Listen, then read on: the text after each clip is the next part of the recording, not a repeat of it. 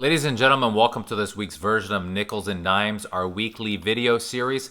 The quote of the week this week comes from Naveen Jan, or John, J-A-I-N, who talks about being obsolete. And he said, we are living now in a fast-paced technological era where every skill that we teach our children becomes obsolete in the 10 to 15 years due to the exponentially growing technological advances. Well, isn't that true? Obviously, technology is always changing our lives and in most cases improving it. So I was recently reading MSN. MSN.com has a fantastic money section. If you haven't had a chance to read it, I would suggest you do. It's got a lot of very good articles. But one of the articles I stumbled across was 36 things that are currently or eventually will be obsolete. Now, you may or may not agree with all of the things that are on this list, but here's something to think about, and I'll talk about why I think this is important and how it relates to your money and investing in a minute. So again, on this list by an author on the MSN.com website, so one of the things they mentioned that was going to be obsolete is shopping malls.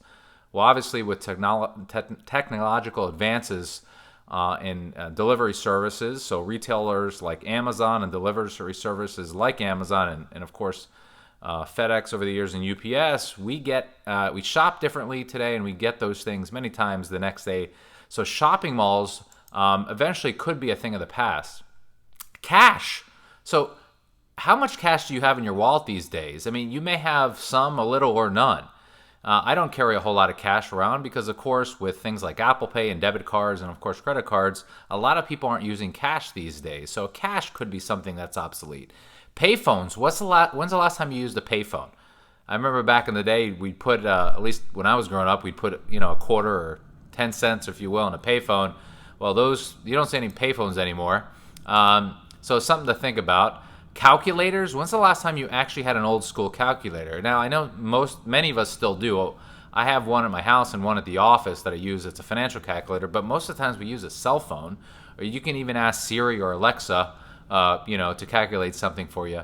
And the last thing I'm going to mention, again, it's a long list here. Number 5, on this list, paper maps. These days, you end up using many times the phone or even your navigator in your car. So paper maps are something that's obsolete.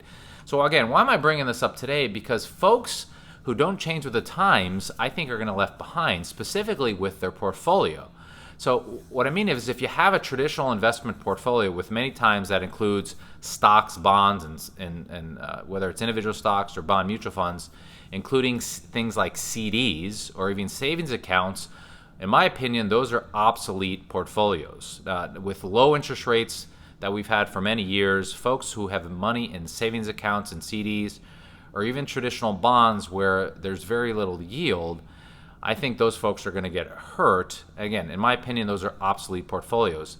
One of the things that what I would encourage you to consider is challenging yourself to consider about having your portfolio looked at to determine if it is obsolete. So in other words, are you in the investments that used to work the last 10, 20, 30 years and they got pretty good returns over time? Or are you repositioning your assets and your investments to participate in what is currently available and what is available in today's opportunity for potential upside growth? And what I mean in particular, as an example, is some of the newest technology, particularly around digital currencies. But clearly, there's a lot of volatility, but obviously with volatility, there is upside potential to make in those types of currencies. So again, a lot of volatility, but the reality is sometimes when there's newer technology that comes out, you tend to see a lot of volatility as the adoption effects take place. So again, is your portfolio obsolete? It may or may not be. If you would like a second opinion on your portfolio to get some more clarity on if your portfolio is obsolete or not, you could send me an email, cnichols@nicholswealth.com, or go on our website at nicholswealth.com to learn more about what we do to get a second opinion on your portfolio and financial situation. Thanks again for watching, and make sure your portfolio and your financial situation is not obsolete. Bye-bye.